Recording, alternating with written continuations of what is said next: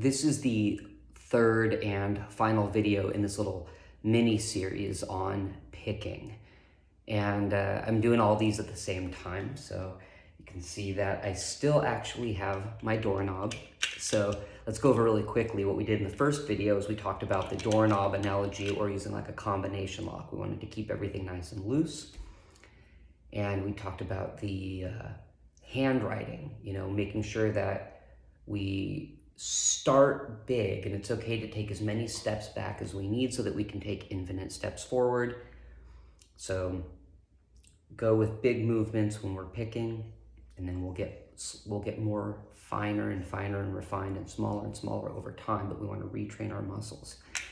And then the second video, I went over the how to hold a pick, how I hold a pick, and I found it has helped me where, again, I have the pick at about a 45-degree angle, and then I hold it like this. So I'm not gonna go over that too much, did that in the other video. So we got into that and how I have it, at a nice 45-degree angle on the strings, and it's perpendicular. And then the last thing I wanna talk about is the forearm.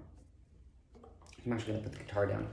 When I was younger, I actually took archery lessons, and I wish I had a bow. I wish I had a bow to show this because it would be really fantastic.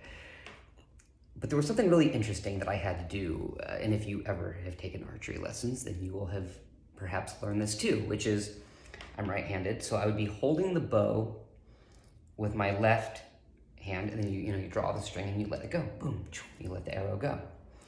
And what I had to learn to do is, if you can see my forearm, and if you look at my forearm in the camera, you can tell it's about a 45-degree angle. And what I had to learn to do was to, without moving my wrist, watch my tricep out here, is this, where you want to create like a flat plane, and so you literally twist and you rotate your elbow out and your forearm so that you have this nice like clean plane, so that when you pull the string back and let it go, the string doesn't burn your arm, you have this clear path to release the arrow. And I actually use this in fretting, but we're not doing a fretting video, so we're gonna revisit a fretting hand, doing this very soon. But I thought, could I do that with my picking hand, and would it make a difference? Turns out it does. So once again, I have my right hand. You can see kind of the 45-degree angle, and I did the same thing. Again, you can kind of watch the tricep back here. I would hold that straight and rotate that out like that, and it takes a lot of work. It takes a lot of work. So you can do this exercise without anything in your hand, just like I am, and there's a lot of muscle going on out here. It's all on the outside as I create this clean path. Now I'm gonna hold my arm here for a minute. What we wanna do is, we don't wanna have this intense flexing going on when we're playing. We wanna be relaxed when we're playing, but we wanna train our muscles to move a certain way or into a certain position.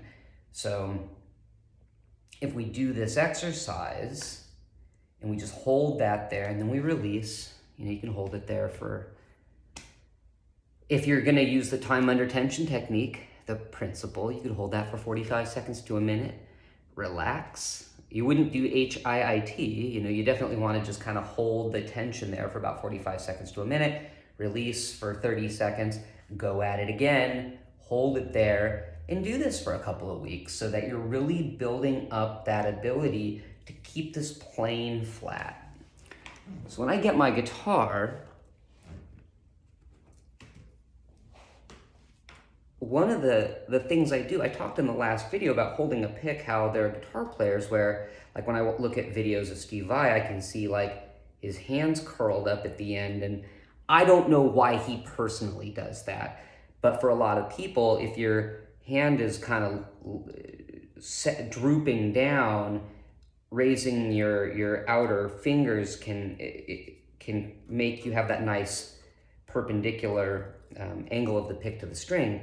Problem is, I've done that because I used to watch those guys and I would do it for that reason. And I just got really fatigued out here, you know, in my outer hand, and I didn't like it. So what I've noticed is that you're not gonna see this very well, if at all. But so right now my arm is relaxed, and then right now, you see, you can't really see it.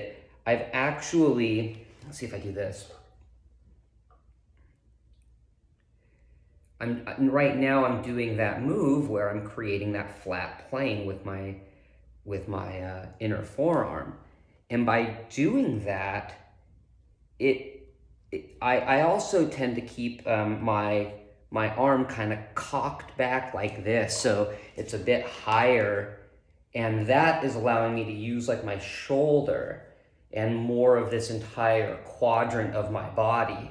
So if I'm doing that, and then that helps to, these muscles help me to be able to kind of keep those muscles out of the way.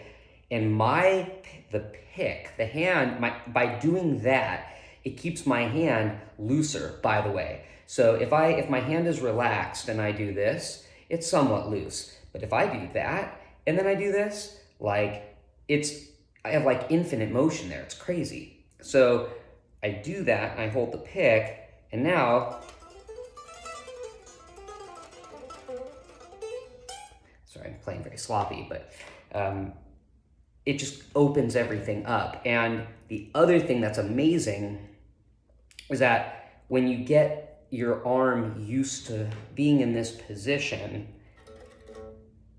right now, none of my picking hand is touching the guitar. Not that you have to have a goal of not touching the guitar, but a lot of times we just kind of slump, you know, our body onto the instrument. Or that's why you have this cutaway. It's like the arm just rests on the guitar, your hand rests on the guitar, you anchor your fingers on the guitar. You're doing all these things. When you get your form like this, your upper back is strong, you know, you're cocked back like that, your shoulder and triceps are holding your arm up, and then you got your forearm rotated, you got your pick like this, you can play. Okay, so my palm is grazing the bridge at the moment. Right now it's not touching at all. I don't play like that. I'm a little bit more relaxed, so I'll do that where my palm is just kind of barely touching the strings. And what's a bonus about this is that it makes standing and playing infinitely easier. So if you're like me, it's like I could sit in a chair and I could play great, but the moment I had to stand, it's like all of my technique would fall apart, and now it's like everything's different and it's not the way I normally play. And you know, I couldn't play live at any capacity the way that I could if I was sitting in a chair at home. When I do this with my arm and my form, I actually, sometimes play better standing up because I can get the guitar exactly where I want it versus sitting on my leg and having to adjust to where the guitar's at. I can actually have the guitar exactly where I want it, whether it's a little higher or lower. But we're gonna get into that in a separate video. But anyway, this is the move.